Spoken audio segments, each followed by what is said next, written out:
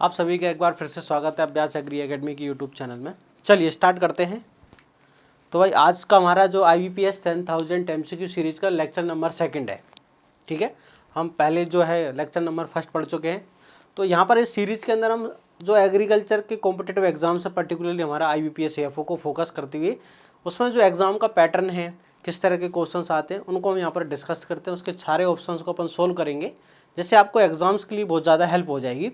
ठीक है, हम यहाँ पर 10,000 से ज़्यादा MCQ सोल्व कर लेंगे जब तक ये क्लास चलेगी, हमारी IBPS एग्ज़ाम तक चलेगी, मेंस तक। जनवरी के अंदर जो हमारा मेंस होता है 29-30 जनवरी को होता है, तब तक हमारी क्लास चलेगी। तब तक यहाँ पर नंबर ऑफ क्वेश्चंस बहुत ज़्यादा सोल्व कर लेंगे। चलिए, तो पहला क्वेश्चन है, चलिए बताइए क्या आंसर होगा। Soil health card scheme launched in, soil health card scheme जो है इसकी लॉन्चिंग कब हुई। इस तरह के एग्जाम में क्वेश्चन पूछे जाते हैं कि सोइल हेल्थ कार्ड स्कीम जो है लॉन्च कब हुई है। फटाफट बताएं कमेंट सेक्शन के अंदर कि सोइल हेल्थ कार्ड स्कीम जो है उसकी लॉन्चिंग कब हुई है। जो लोग जुड़ गए हैं एक बार बताएं फटाफट, सोइल हेल्थ कार्ड स्कीम जो है इसकी लॉन्चिंग कब हुई है। आपके सामने पहला ऑप्शन है कि 19 फरवरी 2015 को हुई है, 16 फरवरी 2016 को हुई है, 20 जुलाई 2020 को, या 25 अगस्त 2016 को। तो सोइल हेल्थ कार्ड स्कीम जो है इसकी जो लॉन्चिंग है ये हुई है 19 फरवरी 2015 को, है ना। ये कहाँ पर हुई है, 19 फरवरी 2015 को सूरतगढ़, है ना, राजस्थान। ठीक है, सूरतगढ़ राजस्थान के अंदर। ठीक है, कहाँ पर, राजस्थान, सूरतगढ़ राजस्थान में इसको प्रधानमंत्री मोदी के द्वारा स्टार्ट किया गया है। ठीक है, PM जो है मोदी जी, इनके द्वारा स्टार्ट किया गया है। चलिए, बोले सर क्या स्कीम्स है। देखो इंडिया के अंदर क्या होता है, फर्टिलाइजर की है ना जो फार्मर्स होते हैं बहुत ज़्यादा यूज करते हैं। तो इंडिया के अंदर एक बैलेंस यूज होना चाहिए फर्टिलाइजर का, कि जो हमारी फील्ड की फर्टिलिटी है वो लगातार रिड्यूस होती जा रही है।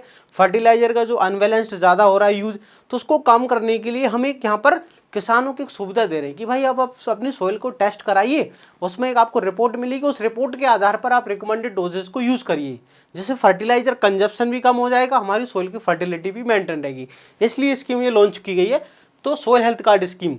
ठीक है, तो क्या रहेगा हमारा सोइल हेल्थ कार्ड स्कीम से और क्या क्या इंपॉर्टेंट क्वेश्चन पूछ सकते हैं कि इसके अंदर टोटल ये जो हम एक रिपोर्ट बनती है सोइल लेबोरेटरी के अंदर। देखो क्या होता है, फार्मर जो है अपने सैंपल लेके जाएगा लेबोरेटरी के अंदर। ठीक है ना, तो यहाँ पर जो है जैसे हम भाई पैथोलॉजी पे हम जाते हैं कि नहीं, अगर हमारे शरीर की हमको ब्लड रिपोर्ट कराना है तो उसके अंदर हम देखते हैं तो हमारे शरीर के अंदर ब्लड कितना है, ठीक है, लिम्फोसाइट कितनी, आप देखते होंगे सारी यूरिन वगैरह का टेस्ट होता है, सारी रिपोर्ट होती है, तो सारी हमको पता चल जाती है कि हमारे शरीर में किस चीज़ की कमी है, क्या एक्सेस है। ऐसी सोइल की क्या करना है हमको रिपोर्ट, तो उसके अंदर कौन कौन से न्यूट्रेंट है। तो सोइल हेल्थ कार्ड जो होता है उसके अंदर 12 पैरामीटर्स होते हैं। सोइल हेल्थ कार्ड जो होता है उसके ऊपर टोटल कितने पैरामीटर्स होते हैं, 12। वो आपको याद रखना है कि कौन कौन से 12 पैरामीटर्स होते हैं। 12 में देखो किस प्रकार से क्लासिफिकेशन है 12 पैरामीटर्स का, कि जो है ना फिजिकल पैरामीटर्स होते हैं। कौन से फिजिकल पैरामीटर्स, 12 में आप याद रखेंगे जो फिजिकल पैरामीटर्स होते हैं वो होते हैं 3 फिजिकल पैरामीटर्स जो हैं इनको बोलते हैं, एक pH, ठीक है ना, एक इलेक्ट्रिकल कंडक्टिविटी, एक ऑर्गेनिक कार्बन। ठीक है, या फिर आप केमिकल प्रॉपर्टी कह सकते हैं, इनको फिजिकल पैरामीटर कहते हैं। pH है, इलेक्ट्रिकल कंडक्टिविटी और ऑर्गेनिक कार्बन, एक पहला ये होता है।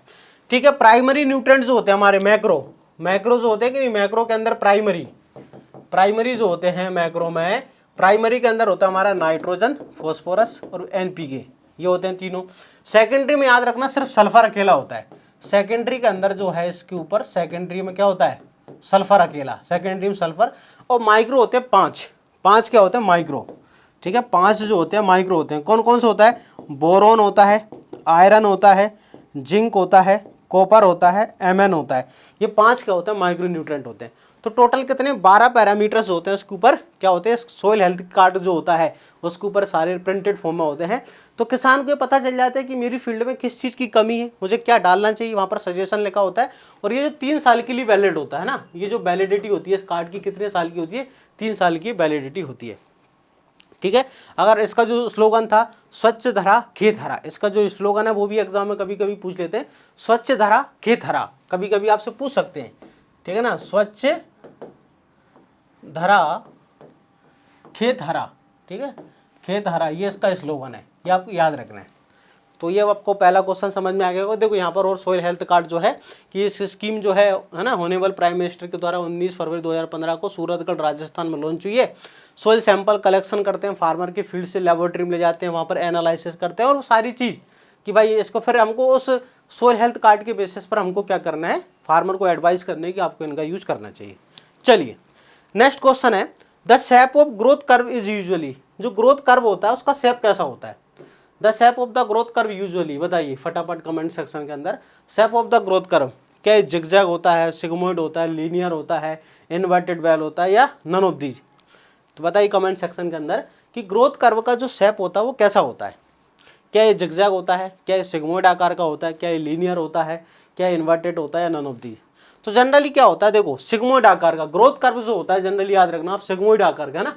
जब हम टाइम और ग्रोथ के बीच में है ना क्या बनाते हैं, जब हम टाइम और ग्रोथ जो होता है उसके बीच में क्या खींचते हैं, कर्व खींचते हैं। किस किस के बीच में? टाइम और ग्रोथ के बीच में, ठीक है ना। तो इस प्रकार का आपको कुछ इस प्रकार का देखने को मिलेगा, टाइम और ग्रोथ के बीच में जब हम बनाएंगे सिग्मोइड आकार का एस भी, ठीक है, एस शेप्ड भी होता है। कैसा होता है? S shaped. क्लियर है? क्या होता है? सिग्मोइड आकार का एस शेप्ड भी होता है, ठीक है। इसके अंदर देखो 3 फेज होती है मेनली, है ना। इसके अंदर क्या होती है? 3 फेजेस होती है। स्टार्टिंग में ग्रोथ क्या होती है? स्लो होती है। स्टार्टिंग में जो ग्रोथ होती है वो लैग फेज कहते हैं, इसे हम क्या कहते हैं? उसे हम लैग फेज कहते हैं। स्टार्टिंग में ग्रोथ हमारी स्लो होती है, किसी भी इंडिविजुअल की है, ऑर्गेनिज्म की, सेल की ग्रोथ स्टार्टिंग में थोड़ा स्लो होती है। फिर बीच का पीरियड क्या होता है? ग्रोथ बहुत तेज होती है, ठीक है। यहाँ पर उसको हम लॉग फेज कहते हैं, जहाँ पर ग्रोथ बहुत फास्ट होती है, जिसको हम लॉग फेज या एक्सपोनेंशियल फेज कहते हैं। क्या बोलते हैं? एक्सपोनेंशियल, ठीक है। लॉग फेज या एक्सपोनेंशियल फेज कहते हैं। और एंड में क्या होती है? ग्रोथ फिर है ना डिक्लाइन होने लगती है, कम होने लगती है ना, रुक जाती है। तो स्टेशनरी फेज, ठीक है। कौन सी फेज? स्टेशनरी फेज या, ठीक है, स्टडी फेज जिसको हम कहते हैं। तो ग्रोथ फिर क्या होने लगती है? कम होने लगती है। तो यहाँ पर भी इस डायग्राम के अंदर देख सकते हैं, देखो पहली जो स्टार्टिंग में ग्रोथ क्या होती है? कम होती है, ये लैग फेज। फिर ग्रोथ बहुत तेजी से होती है, तो उसको बोलते हैं एक्सपोनेंशियल या लॉग फेज। क्या बोलते हैं उसको हम? एक्सपोनेंशियल या लॉग फेज जिसे हम कहते हैं। और तीसरा होता है हमारा, तो ग्रोथ फिर है ना कम होने लगती है, स्टेबल हो जाती है, फिर धीरे धीरे कम होने लगती है। स्टेबल हो जाएगी, फिर धीरे धीरे क्या होने लगी? कम, जिसको हम स्टेशनरी फेज भी कहते हैं। तो ये ग्रोथ कर्व जो होता है, सबसे पहले है ना वोन सेक नाम का जो साइंटिस्ट था, ठीक है, वोन सेक नाम के जो साइंटिस्ट हैं उनके द्वारा ये कर्व खींचा गया था पहली बार। टाइम और किसके बीच में? देखो टाइम और ग्रोथ के बीच में, नंबर ऑफ सेल्स। तो आपको समझ आएगा, जिसको हम सिग्मोइड या एस शेप ग्रोथ कर्व भी कहते हैं। चलिए क्वेश्चन नंबर 3 है, the power house of cell. Cell का पावर हाउस हम किसे कहते हैं? बताइए कमेंट सेक्शन में क्या आंसर होगा। The power house of cell is, power house of cell जो है वो क्या होगा? फटाफट बताएं कमेंट सेक्शन के अंदर। पावर हाउस ऑफ सेल तो क्या लाइसोसोम है, माइटोकॉन्ड्रिया, राइबोसोम है, न्यूक्लियस है, नन ऑफ दीज? तो देखो पावर हाउस हम किसे कहते हैं, इसका जो करेक्ट आंसर है वो है माइटोकॉन्ड्रिया। इसका जो करेक्ट आंसर है वो क्या है? माइटोकॉन्ड्रिया। पावर हाउस किसे कहते हैं? माइटोकॉन्ड्रिया को हम कहते हैं। तो माइटोकॉन्ड्रिया जो होता है जैसे हम क्या बोलते हैं? पावर हाउस कहते हैं। क्या बोलते हैं? Power house. क्यों कहते हैं पावर हाउस? क्योंकि भाई यहाँ पर एटीपी का फॉर्मेशन होता है। या सुनो, सेल की एनर्जी जो होती है, सेल की करेंसी एनर्जी है ना, सेल की जो एनर्जी होती है वो कौन है? एटीपी होता है। सेल की ऊर्जा, करेंसी जिसे हम कहते हैं एटीपी। और एटीपी का फॉर्मेशन ही कहाँ होता है? माइटोकॉन्ड्रिया के अंदर होता है। इसलिए हम इसे क्या बोलते हैं? पावर हाउस कहते हैं। क्योंकि पावर हाउस मतलब जनरली इलेक्ट्रिसिटी प्रोड्यूस होती है। पावर आप देखते होंगे, पावर हाउस किसे कहते हैं? जहाँ पर है ना जो होते हैं, जहाँ से अपने घरों में बिजली आती है तो पावर हाउस से आती है कि नहीं? तो वहाँ पर आपने देखा होगा। तो यहाँ पर भी क्या होता है? एनर्जी जो है एटीपी, सेल की एनर्जी प्रोड्यूस होती है, इसलिए क्या बोलते हैं? पावर हाउस कहते हैं। किसको? माइटोकॉन्ड्रिया को। लाइसोसोम याद रखना क्या होता है? लाइसोसोम, इसके अंदर हाइड्रोलाइटिक एंजाइम्स होते हैं। याद रखना क्या होते हैं? हाइड्रोलाइटिक एंजाइम होते हैं, ठीक है। किसके अंदर? लाइसोसोम। और एक इंपॉर्टेंट क्वेश्चन और पूछते हैं, suicidal bag of the cell, आत्महत्या की थैली हम किसे कहते हैं? एक क्वेश्चन आता है एग्जाम में, किस सेल ऑर्गेनल्स को हम सुसाइडल बैग ऑफ सेल कहते हैं ना, ठीक है। आत्महत्या की थैली, ठीक है, ठीक है, सुसाइडल बैग ऑफ सेल, आत्महत्या की थैली किसे कहते हैं? तो suicidal bag of the cell lysosome को कहते हैं, ठीक है। राइबोसोम जो होती है भाई प्रोटीन फैक्ट्री, याद रखना राइबोसोम को क्या बोलते हैं? हम प्रोटीन फैक्ट्री कहते हैं। राइबोसोम को क्या बोलते हैं? हम प्रोटीन फैक्ट्री कहते हैं, बिल्कुल। ये सेल का सबसे छोटा ऑर्गेनल्स होता है, स्मॉलेस्ट सेल ऑर्गेनल होता है। क्या होता है? स्मॉलेस्ट सेल ऑर्गेनल होता है। क्या होता है? स्मॉलेस्ट सेल ऑर्गेनल्स होता है। न्यूक्लियस होता है, ये द डायरेक्टर ऑफ सेल, सारी एक्टिविटी को ये कंट्रोल, डायरेक्टर ऑफ सेल। भाई सेल की जितनी भी एक्टिविटीज होते हैं उनको कंट्रोल कौन करता है? न्यूक्लियस करता है। तो न्यूक्लियस को क्या बोलता है? Director of cell, principal director होता है। चलिए नेक्स्ट क्वेश्चन आपको बताना है, national bureau of fish genetic resource. National bureau of fish genetic resource जो है, बताइए national bureau of fish genetic resource जो है इसका है ना कहाँ पर है located? National bureau of fish genetic resources located, बताइए क्या ये बेंगलोर में है या लखनऊ में है, न्यू दिल्ली में है, चेन्नई में है, नन ऑफ दीज। कहाँ पर है फटाफट बताएं। National bureau of fish genetic resources, बताएं कमेंट सेक्शन में। तो national bureau of fish genetic resource ये है लखनऊ के अंदर। कहाँ पर है? लखनऊ। टोटल नेशनल ब्यूरो कितने हैं? टोटल 6 हैं। देखो टोटल कितने हैं, तो एक होता है national bureau of plant genetic resource, है ना। अगर आपसे प्लांट जेनेटिक रिसोर्स पूछे तो आपको बताना है नई दिल्ली, है ना। कहाँ पर है? नई दिल्ली के अंदर है national bureau of plant genetic resource. आपसे पूछा जाए national bureau of animal genetic resource, animal genetic resource, है ना। एनिमल जेनेटिक रिसोर्स कहाँ है? करनाल। कहाँ पर है? करनाल के अंदर। कहाँ पर है भाई? करनाल, हरियाणा के अंदर, ठीक है। चलिए इसके बाद national bureau of fish genetic resource, ये अपन ने अभी पढ़ लिया। कहाँ पर है? लखनऊ के अंदर है। इसके बाद national bureau of agriculture important micro organism, एक होता है national bureau of agriculture important micro organism, ये यूपी है, महूनाथ भंजन, है ना, यूपी के अंदर। इसके बाद है national bureau of agriculture important insect, national bureau of agriculture important insect जो है ये हमारा बेंगलोर के अंदर है। कहाँ पर? बेंगलोर। तो टोटल 6 हो गए ना। कितने होगा यहाँ पर बताइए? 1 2 3 4 5, एक और कौन सा रह गया? हमारा प्लांट जेनेटिक रिसोर्स हो गया। एक हमारा ये रह गया 6 नंबर का NBSS, है ना, नेशनल ब्यूरो ऑफ, ठीक है, soil survey and land use planning, ये वाला 6 नंबर का जो कि नागपुर के अंदर है। कहाँ पर है? नागपुर के अंदर। तो टोटल कितने हैं? 6, है ना, NBSS। चलिए बहुत सारे स्टूडेंट जो है ना क्या देखते हैं? रिकॉर्डेड देखते हैं ना। कोर्स परचेस कर लेते हैं बहुत सारे स्टूडेंट, है ना, रिकॉर्डेड देखते हैं, लाइव बहुत कम देखते हैं। जिनको लाइव देखना होती है वो लाइव देखते हैं, बाद में चल के फिर रिकॉर्डेड देखते हैं। बहुत सारे स्टूडेंट 90% ऐसा ही करते हैं, रिकॉर्डेड लाइव लेते हैं, देखते रिकॉर्डेड है। चलिए इससे आप परेशान ना हो, है ना। रेड डाटा बुक जो है, red data book is famous for, red data book जो है किस लिए फेमस है? Red data book is famous for, तो रेड डाटा बुक जो होती है किस लिए फेमस है? इंपॉर्टेंट वाइल्ड लाइफ के लिए, एंडेंजर्ड एनिमल्स के लिए, एंडेंजर्ड एनिमल एंड प्लांट्स के लिए, एक्सटेंट एनिमल के लिए। बताइए आप, ये जो बुक है red data book is famous for, red data book जो होती है किस लिए फेमस होती है? इंपॉर्टेंट वाइल्ड लाइफ के लिए, या एंडेंजर्ड एनिमल्स के लिए, एंडेंजर्ड एनिमल एंड प्लांट के लिए, एक्सटेंट एनिमल के लिए। तो देखो रेड डाटा बुक जो होती है IUCN के द्वारा पब्लिश की जाती है ना। किसके द्वारा? IUCN। किसके द्वारा? IUCN के द्वारा, ठीक है ना। इसके अंदर जो है ना एंडेंजर्ड क्या होते हैं? एनिमल, प्लांट या फंजाई की जो स्पीसीज होती है जो कि खतराग्रस्त हैं इन फ्यूचर के अंदर, तो उनकी लिस्ट होती है कि कौन कौन सी स्पीसीज जो है खतराग्रस्त है। एंडेंजर्ड स्पीसीज जो होती है ना उनकी एक लिस्ट होती है इसके अंदर। रेड डाटा बुक है, इसका जो पब्लिकेशन होता है वो IUCN के द्वारा होता है, international union for conservation of nature, ठीक है ना। इसका पूरा नाम क्या होता है? इसका पूरा नाम होता है इंटरनेशनल, ठीक है, union for conservation, international union for conservation of nature, ठीक है, 1948 स्विट्जरलैंड के अंदर इसका हेडक्वार्टर है। कहाँ पर है हेडक्वार्टर? स्विट्जरलैंड के अंदर, ठीक है ना। स्विट्जरलैंड के अंदर इसका क्या है? हेडक्वार्टर, ठीक है। स्विट्जरलैंड के अंदर क्या है भाई? हेडक्वार्टर है, याद रखना आप, ठीक है। चलिए नेक्स्ट क्वेश्चन आपका, sudden mass death of fishes from oxygen depletion. बताइए अगला क्वेश्चन है, sudden mass death of fishes from oxygen depletion is more likely in the, कि भाई अचानक है ना एक फिश के अंदर ऑक्सीजन की कमी हो जाती है तो उसमें उपस्थित जो प्रेजेंट मछलियां हैं, फिशेस हैं, उनकी डेथ हो जाती है। क्यों हो जाती है?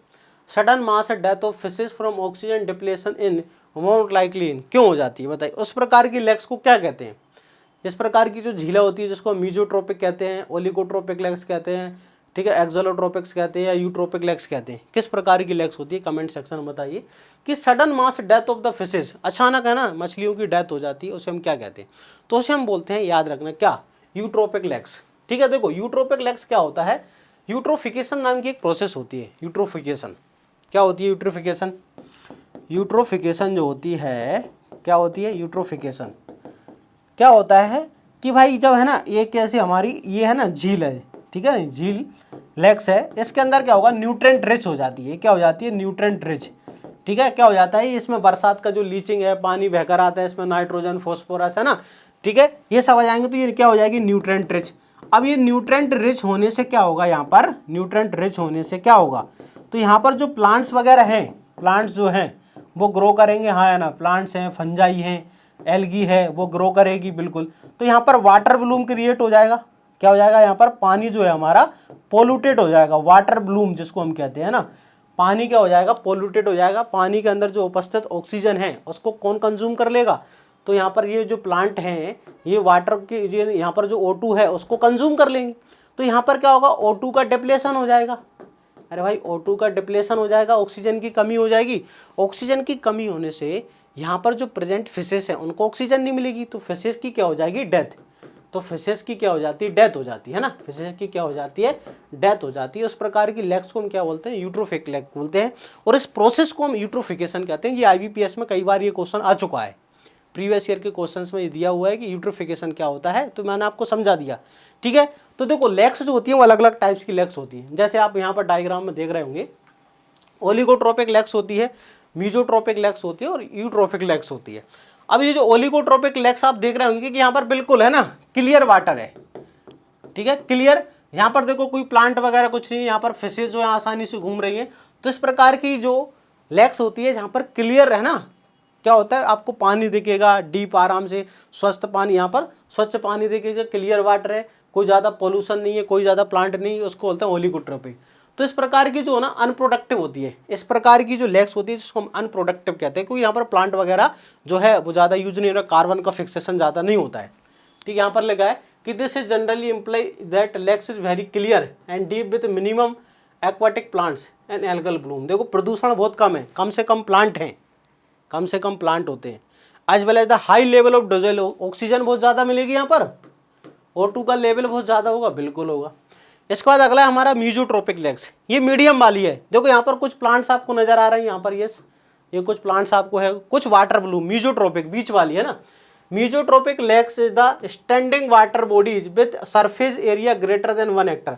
मतलब इतनी बड़ी है ना झील होती है, लेग्स होती है जिसमें 1 हेक्टर एरिया में पानी भरा होता है, बीच बीच में आपको कहीं कहीं प्लांट दिखेंगे। तो बीच वाला मतलब यहाँ पर कुछ न्यूट्रेंट भी आपको दिखेंगे, ठीक है, न्यूट्रेंट रिच भी होगी, यहाँ पर धीरे धीरे कुछ प्लांट ग्रो कर जाएंगे।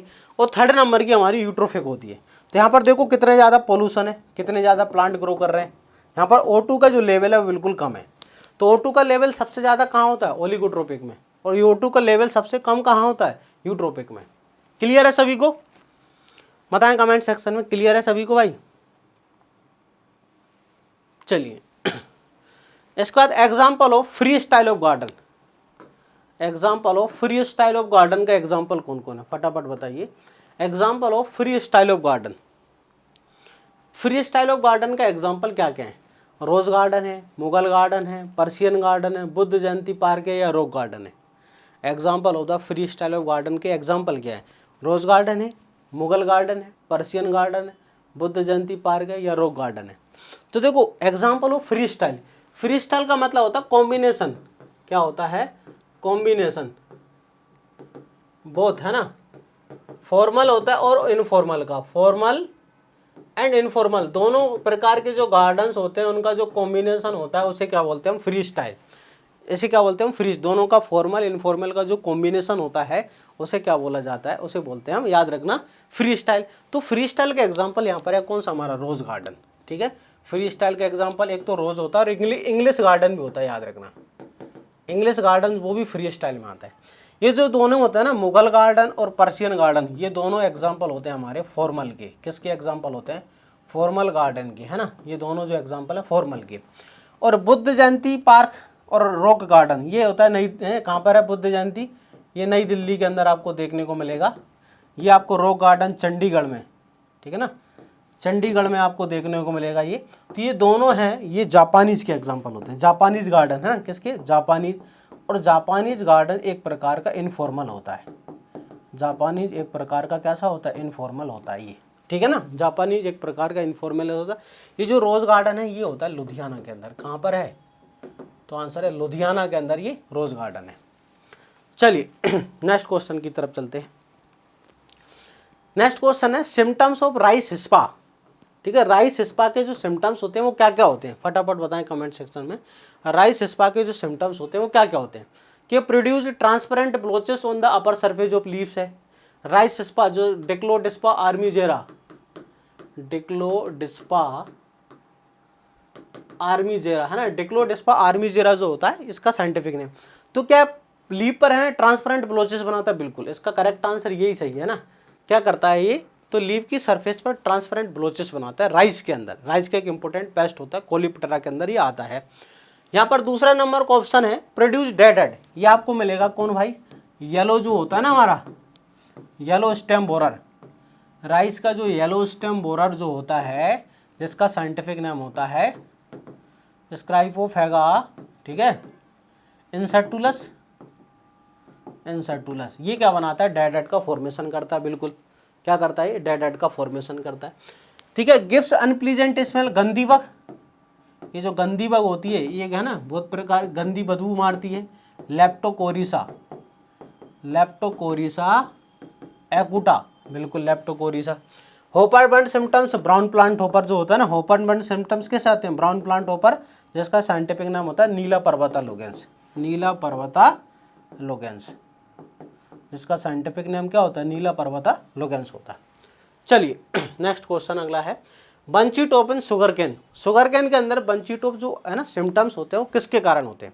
एक हम बंची टॉप बनाना पड़ते हैं, वो तो वायरस से होता है बंची टॉप बनाना। लेकिन शुगर कैन के अंदर आपसे पूछा जाए कि शुगर कैन के अंदर बंची टॉप किससे होता है, तो शुगर कैन के अंदर बंची टॉप जो होता है उसको कमेंट सेक्शन में आंसर बताइए फटाफट, कमेंट सेक्शन के अंदर, ठीक है ना, क्या आंसर होगा फटाफट बताएं।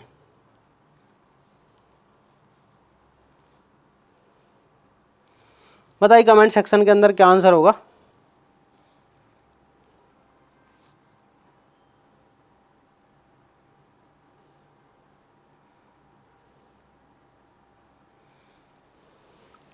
बताइए। तो देखो इसका करेक्ट आंसर है भाई शुगर कैन टॉप बोरर। क्या आंसर है, शुगर कैन टॉप बोरर। ठीक है, इसका करेक्ट आंसर क्या, sugar cane top borer. Sugar cane top borer जो होता है, ठीक है ना, शुगर कैन टॉप बोरर इसका साइंटिफिक नाम होता है ट्राइफोराइजा, ठीक है, ट्राइफोराइजा याद रखना, निवेला, ट्राइफोराइजा निवेला इसका साइंटिफिक नाम होता है। ठीक है, इसके बाद शुगर कैन इंटरनट बोरर अगला है हमारा, sugar cane internet borer. Internet borer जो होता है इसका नाम होता है याद रखना चिलो, ठीक है ना, सेचारीफेगस इंडिकस है ना, सेचारीफेगस इंडिकस इसका साइंटिफिक नाम होता है। शुगर कैन रूट बोरर एमेलोसेरा डिप्रेसिला है ना, एमेलोसेरा डिप्रेसिला इसका साइंटिफिक नाम होता है। और गुरुदासपुर बोरर होता है एक इंपॉर्टेंट, ठीक है ना, एसिगोना, ठीक है ना, एसिगोना इसका साइंटिफिक नाम होता है। चलिए क्लियर,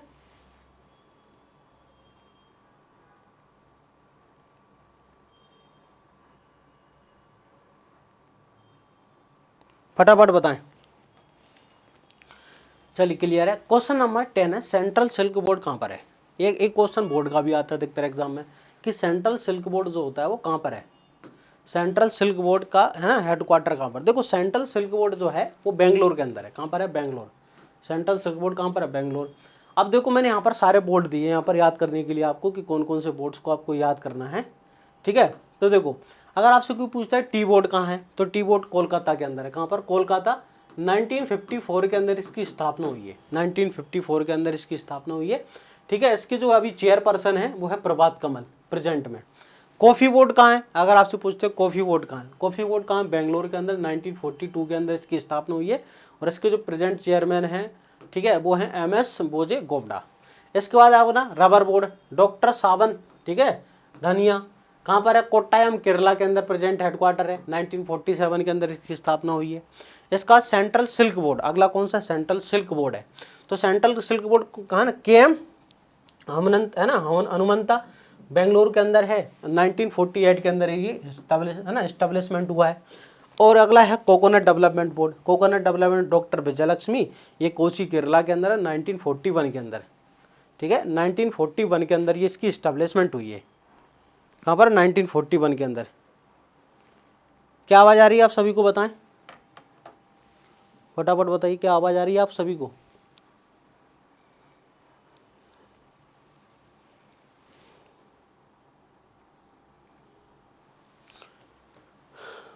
विजय आवाज़ आ रही है? विजय आवाज़ आ रही है क्लियरली? बताएं एक बार, चलिए, है ना, आवाज़ आ रही है ना?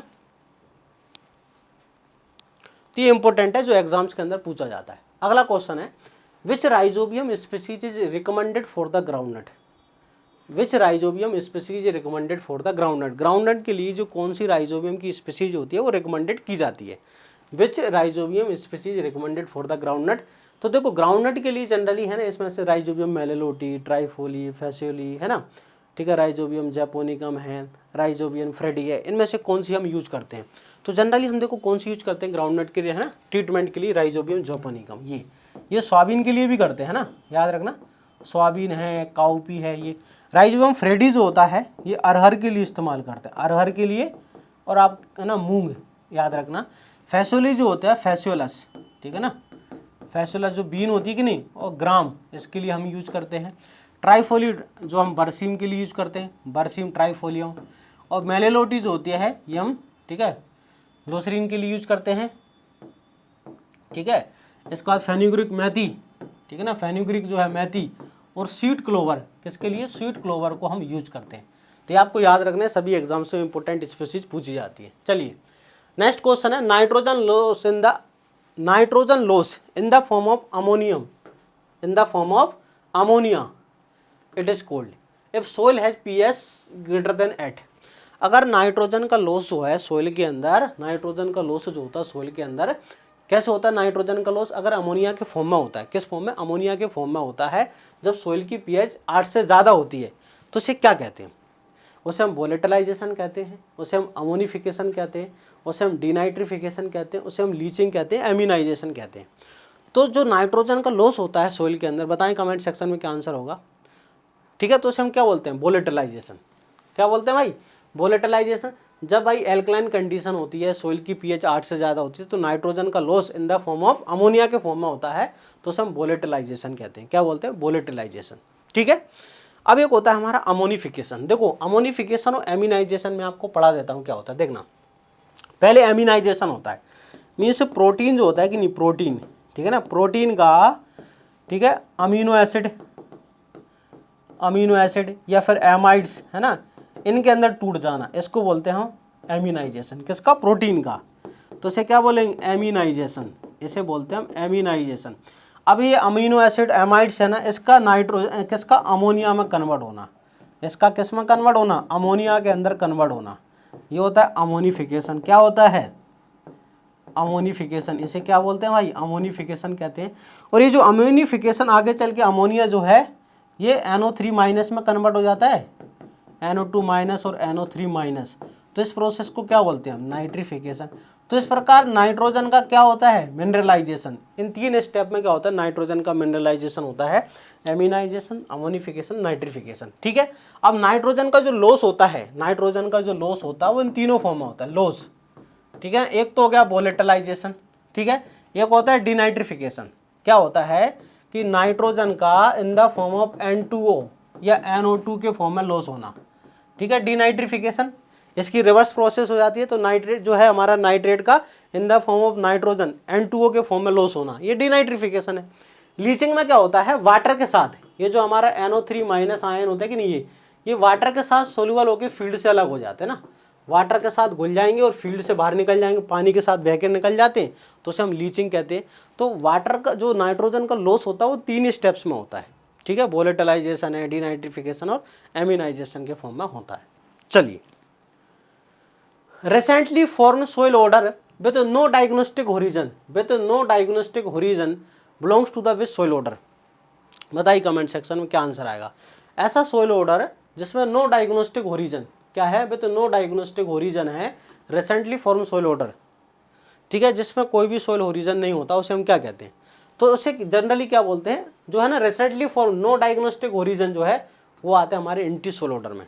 किस में आता है, एंटी सोइल ऑर्डर के अंदर आता है, ठीक है। अब एंटी सोइल में देखो, अगर आपसे कभी पूछा इंसेप्ट, ये सबसे बड़ा होता है, लार्जेस्ट सोइल ऑर्डर होता है ना, लार्जेस्ट सोइल ऑर्डर होता है, याद रखना सबसे बड़ा यही है इंडिया के अंदर, ठीक है। इसके अंदर आती है यंग एम्ब्रोनिक सोइल।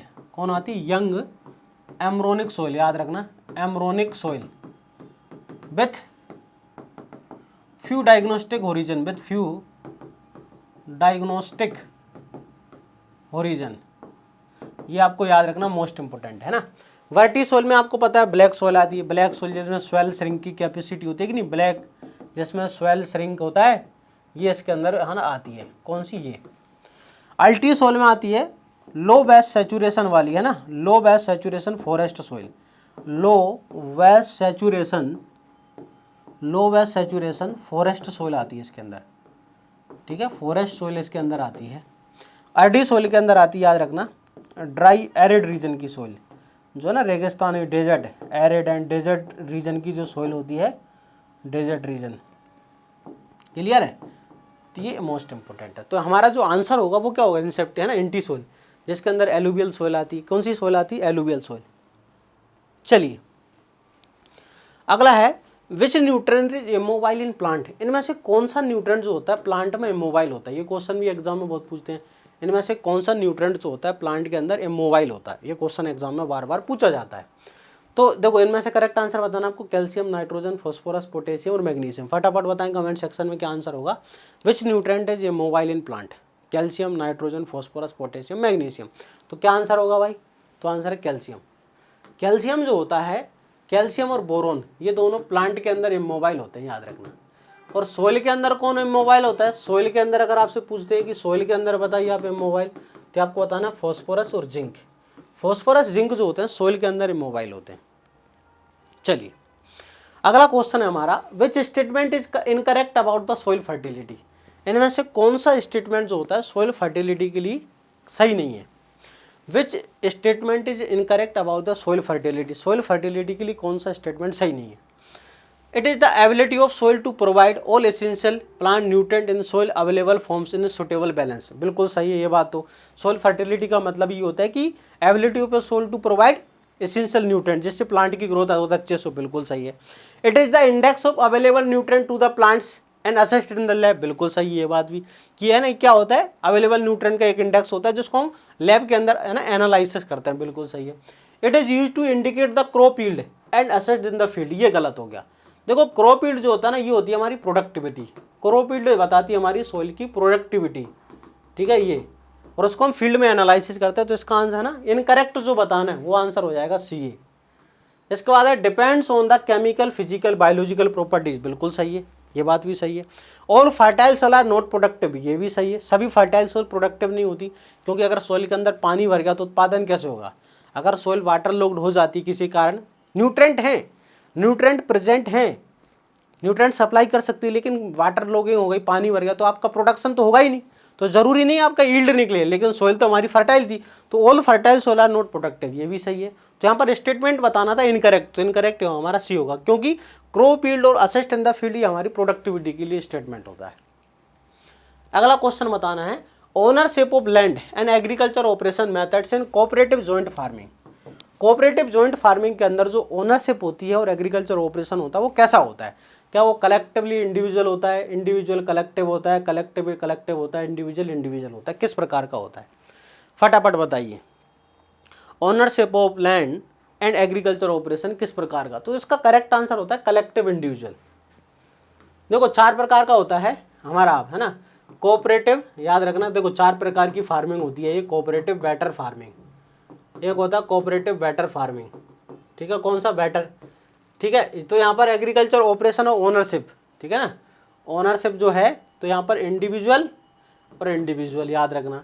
अगर आपसे पूछते हैं कोऑपरेटिव जॉइंट, तो आपको याद रखना कि यहाँ पर कलेक्टिव और इंडिविजुअल, ठीक है, क्या होता है? कलेक्टिवली इंडिविजुअल, ठीक है। एक मिनट यहाँ पर अपन चेक कर लेते हैं क्या आंसर होगा एक बार सही से, थोड़ा कन्फ्यूजन है क्वेश्चन नंबर 16 के अंदर, है ना। क्वेश्चन नंबर 16 इंडिविजुअल कलेक्टिव, बिल्कुल सही ना, इंडिविजुअल कलेक्टिव। तो यहाँ पर सही आंसर एक्चुअली जो है ना बी आएगा, सॉरी, है ना, इंडिविजुअल कलेक्टिव ये आएगा, है ना। करेक्ट आंसर हमारा बी होगा, सॉरी, इसके लिए इंडिविजुअल कलेक्टिव। इसके बाद होता है कोऑपरेटिव, है ना, टेनेंट फार्मिंग। एक होता है तो ये हमारा कलेक्टिव इंडिविजुअल होता है। एक होता है कलेक्टिव, है ना, कोऑपरेटिव कलेक्टिव फार्मिंग, ये हमारा कलेक्टिव होता है। ये आपको याद रखना है। कोऑपरेटिव बेटर फार्मिंग इंडिविजुअल होता है। जॉइंट फार्मिंग में इंडिविजुअल कलेक्टिव होता है। ओनरशिप जो होती है ना, इंडिविजुअल एग्रीकल्चर ऑपरेशन साथ में करते हैं। कोऑपरेटिव टेनेंट फार्मिंग में कलेक्टिव इंडिविजुअल होता है और कोऑपरेटिव कलेक्टिव में कलेक्टिवली होता है। चलिए अगला क्वेश्चन है, highly salt tolerant fruit crop कौन सा होता है? सबसे ज़्यादा हाईली साल्ट टॉलरेंट जो फ्रूट क्रॉप होता है वो कौन सा होता है? क्या है? डेट पाम होता है, मैंगो है, बनाना है, सिट्रस है, कौन सा? None of these. तो highly salt tolerant fruit crop कौन सा होता है? Date palm. ये अधिकतर एग्जाम्स में डायरेक्ट क्वेश्चन पूछते हैं भाई, highly salt tolerant fruit crop तो डेट पाम। अगर क्रॉप पूछते हैं तो क्रॉप तो जनरली बार्ले, क्रॉप आपसे पूछते हैं ना, बार्ले होती है। वेजिटेबल में पालक है ना, वेजिटेबल में पालक जो होती है, पालक स्पाइनेच जो होती है, बिल्कुल शुगर बीट स्पाइनेच होती है कि नहीं, ये भी हाईली क्या होती है? शुगर बीट स्पाइनेच, ये भी टॉलरेंट होते हैं, तो आपको याद रखना है। चलिए क्वेश्चन नंबर 18 बताइए, neurotoxic present in the lathyrus it is called. Neurotoxic present in lathyrus, lathyrus के अंदर जो न्यूरोटॉक्सिक प्रेजेंट होता है वो कौन सा होता है? कमेंट सेक्शन में फटाफट आंसर बताइए। न्यूरोटॉक्सिक प्रेजेंट इन लेथाइरस, लेथाइरस एक दाल होती है जिसके अंदर न्यूरोटॉक्सिक प्रेजेंट होता है, वो कौन सा होता है? ठीक है ना, फटाफट बताएं कमेंट सेक्शन में क्या आंसर होगा, क्या आंसर होगा बताइए, फटाफट बताएं। Neurotoxic present in lathyrus, lathyrus के अंदर कौन सा न्यूरोटॉक्सिक होता है? क्या आंसर होगा जल्दी बताएं। न्यूरोटॉक्सिक प्रेजेंट इन लेथाइरस, तो देखो न्यूरोटॉक्सिक प्रेजेंट इन लेथाइरस, इसका करेक्ट आंसर क्या होता है? इसका करेक्ट आंसर होता है BOA, ये होता है, ठीक है, बीटा एक्सलो, है ना, अमीनो एल एलानिन, इसका पूरा नाम होता है। या फिर इसका एक दूसरा नाम होता है ODAP, है ना, ये भी याद रखना, oxalo di amino, oxalo di amino propionic acid, ठीक है, प्रोपियोनिक एसिड, ये भी आप याद रखना। तो ये ना लेथाइरस जो होती है, लेथाइरस के अंदर ये क्या होता है? न्यूरोटॉक्सिक, जिससे लोअर लिम्स, पिछले पैरों में जो होती है अपने में क्या हो जाती है? पैरालाइसिस हो जाती है इसके खाने से। अगर हम इस दाल का कंजप्शन करते हैं, इस दाल के कंजप्शन से क्या होता है? तो क्या होती है? पैरों के अंदर क्या हो जाती है भाई, है ना, लकवा मार जाती है, पैरालाइसिस। तो गवर्नमेंट के द्वारा कुछ इसकी ऐसी वेराइटी डेवलप की गई है कंजप्शन के लिए, जिसके अंदर क्या होता है? लो, है ना, लो BOA है प्रेजेंट, जैसे है ना सोमा क्लोनल हाइब्रिड से, एक याद रखना, सोमा क्लोनल हाइब्रिड से एक वैरायटी इसकी पूसा 212, ये एग्जाम में पूछी जाती है। इसके अंदर लो क्या है? न्यूरोटॉक्सिक है। ये बनाई गई है सोमा क्लोनल हाइब्रिडाइजेशन से, जो कि एग्जाम में पूछी जाती है, मोस्ट इंपोर्टेंट है ना, सोमा क्लोनल हाइब्रिड, ठीक है ना, सोमा क्लोनल हाइब्रिड के द्वारा ये बनाई गई है। चलिए अगला क्वेश्चन है आपके सामने, etaerio of achenes is the fruit type of, etaerio of achenes होता है, बताओ फटाफट बताइए, ये किसका फ्रूट टाइप होता है? एटेरियोज ऑफ एकिन्स जो होता है ये किसका फ्रूट टाइप है? बताएं, बताइए कमेंट सेक्शन में, एटेरियोज ऑफ एकिन्स किसका एक फ्रूट टाइप होता है?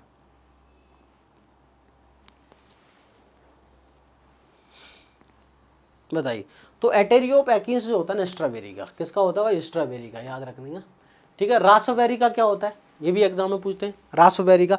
तो रास्पबेरी का याद रखना क्या होता है? रास्पबेरी का एटेरियो बेरी, है ना, एटेरियो जो बेरीज जो होता है इसका होता है एटेरियो बेरीज, ठीक है ना ये। इसका ब्लैकबेरी का क्या होता है भाई?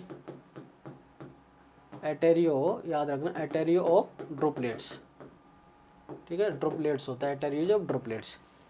चलिए क्वेश्चन नंबर, फटाफट बताएं कमेंट सेक्शन में, आवाज आ रही है विनय? कुछ इंटरनेट का इशू है थोड़ा।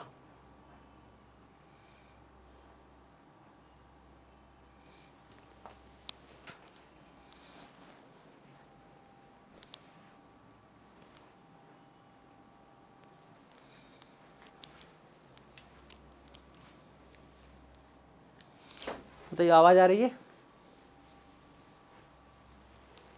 बताइए भाई।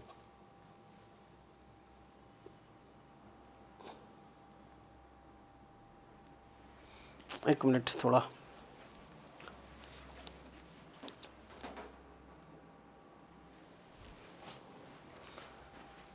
चलिए तो क्वेश्चन नंबर 20 है अपना, आपसे पूछा जा रहा है कि बोटनिकली द फ्रूट ऑफ लीची, लीची का बोटनिकली क्या फ्रूट होता है, फटाफट बताएं कमेंट सेक्शन के अंदर। बोटनिकली फ्रूट ऑफ लीची, लीची का फ्रूट टाइप क्या होता है बोटनिकली, क्या बेरी होता है, ड्रूप होता है, पोम होता है, नट होता है ना। लीची का फ्रूट टाइप क्या होता है, तो लेकिन लीची का फ्रूट टाइप क्या होता है, नट, बिल्कुल होता है। पोम जो होता है, पोम एप्पल पियर का होता है कि नहीं, पोम बिल्कुल होता है। ड्रूप तो आप जानते हैं जैसे मैंगो है ना, बेर होता है, मैंगो है, बेर है, कोकोनट है, ठीक है, कॉफ़ी है, इन सब का होता है ड्रूप, बिल्कुल। इसके बाद बेरी तो आप जानते होंगे पपाया का होता है, किसका, बनाना, पपाया, ठीक है, पपाया का होता है बनाना, पपाया। इसके बाद अपना हो गया गावा, ग्रेप है ना, गावा हो गया, ग्रेप हो गया, है ना। इसके बाद सपोटा हो गया, इन सब का होता है, किसका, सपोटा का, इन सब का क्या होता है, बेरी होता है। चलिए नेक्स्ट क्वेश्चन है, which is the day neutral, कौन सा इनमें से डे न्यूट्रल फ्रूट होता है। ये मोस्ट इंपोर्टेंट क्वेश्चन अधिकतर एग्जाम्स में पूछते हैं। डे न्यूट्रल बताइए आप कि इनमें से कौन सा डे न्यूट्रल फ्रूट है। तो which is the day neutral fruit, इनमें से कौन सा डे न्यूट्रल फ्रूट है, क्या पपाया है, गावा है, बनाना है, इनमें से कौन सा डे न्यूट्रल है। तो ये तीनों याद रखना, पपाया, गावा, बनाना, तीनों डे न्यूट्रल होते हैं। ऑल ऑफ दीज आंसर आएगा, तीनों के तीनों क्या होते हैं, तो आंसर है डे न्यूट्रल होता है। चलिए क्वेश्चन नंबर 22 है अगला, for crop rotation, crop rotation के लिए which of the classes under the land capability classification suitable, crop rotation के लिए या क्रॉप कल्टीवेशन के लिए इनमें से कौन सी जो क्रॉप है ना, लैंड कैपेबिलिटी क्लासिफिकेशन जो होता है जिसके अंदर टोटल 8 क्लासेस होती है। तो रेगुलर कल्टीवेशन के लिए जो होता है ये तीनों होती है, क्लास फर्स्ट सेकंड थर्ड, बिल्कुल ऑल ऑफ दीज है ना। देखो क्रॉप कल्टीवेशन के लिए 4 क्लासेस होती हैं, फर्स्ट, सेकंड, है ना, थर्ड और फोर्थ, थर्ड और फोर्थ, है ना, ये फोर्थ, ये 4 जो क्लासेस होती है ये कल्टीवेशन, इसमें तीनों जो होती हैं रेगुलर के लिए होती हैं, ये तीनों जो होती हैं रेगुलर कल्टीवेशन के लिए, ये तीनों जो होती हैं रेगुलर कल्टीवेशन के लिए होती हैं, किसके लिए, रेगुलर कल्टीवेशन के लिए। ये कभी कभार ओकेशनली कल्टीवेशन होता है इसमें, है ना। और जो है ना 4 क्लासेस होती हैं, class number 5th, 6th, 7th और 8th जो होती हैं क्लासेस, ये है ना not suitable for cultivation, not suitable for cultivation, ठीक है, नॉट सुटेबल फॉर कल्टीवेशन, ये कल्टीवेशन के लिए सुटेबल नहीं होती है। क्लियर, ये वाली जो होती है कल्टीवेशन के लिए सुटेबल नहीं होती है। चलिए अगला, inflorescence of sugar cane, sugar cane के इन्फ्लोरेसेंस को हम क्या कहते हैं, टेसल, स्पाइक, एरो या स्पाइकलेट। बताइए कमेंट सेक्शन में आंसर क्या होगा। शुगर कैन की इन्फ्लोरेसेंस को हम क्या कहते हैं, टेसल कहते हैं, स्पाइक कहते हैं, एरो कहते हैं, स्पाइकलेट कहते हैं। तो शुगर कैन का जो इन्फ्लोरेसेंस होता है एरो कहलाता है, क्या कहलाता है, एरो।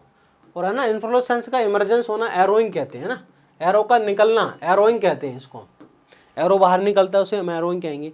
टेसल जो होता है मेज का होता है, किसका, मक्का का, टेसल जो होता है मक्का का होता है। स्पाइक गीट का होता है, आपने पढ़ा होगा, स्पाइक किसका होता है, गेहूं का होता है। तो ये भी एग्जाम में पूछते हैं, इंपॉर्टेंट क्वेश्चन है। चलिए अगला क्वेश्चन है हमारा, major source of magnesium, Mg का मेजर सोर्स क्या होता है। डोलोमाइट है, फेल्सपार है, कैल्साइट है, क्वार्ट्ज है, इनमें से क्या मेजर सोर्स होता है, आपको बताना मेजर सोर्स ऑफ मैग्नीशियम। तो Mg का जो मेजर सोर्स होता है वो कौन होता है भाई, डोलोमाइट, हाँ है ना, डोलोमाइट CaMg है ना, CO3 का होल ट्वाइस ये होता है। तो डोलोमाइट किसका एक इंपॉर्टेंट सोर्स होता है, मैग्नीशियम का, बिल्कुल होता है।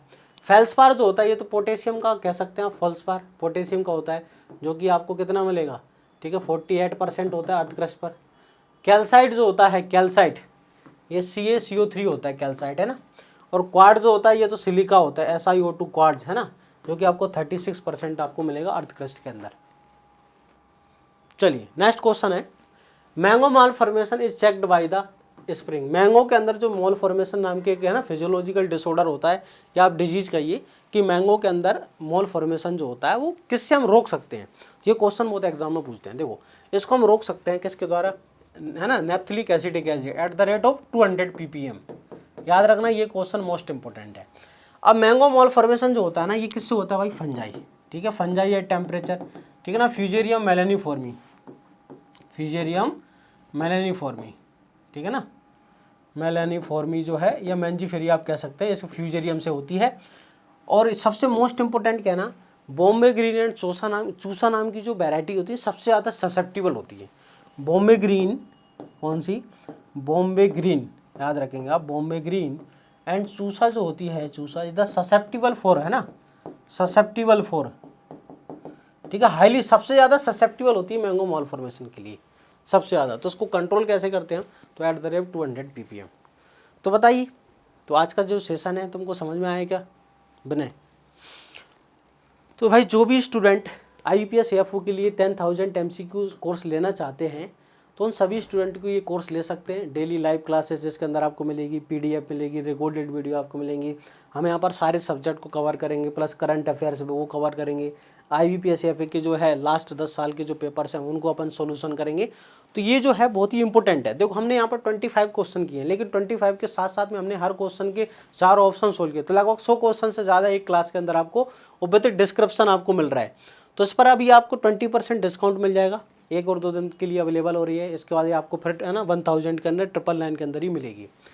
अगर आप IBPS AFO की टेस्ट सीरीज लेना चाहते हैं विद आपको है ना डेली टेस्ट सीरीज जो है 60 क्वेश्चन आपको मिल जाएंगे, जिसमें आपको यहाँ पर शेड्यूल भी दिया। देखो आज 11 तारीख थी सीरियल का टेस्ट है, कल 12 तारीख कल पल्सेस का टेस्ट है।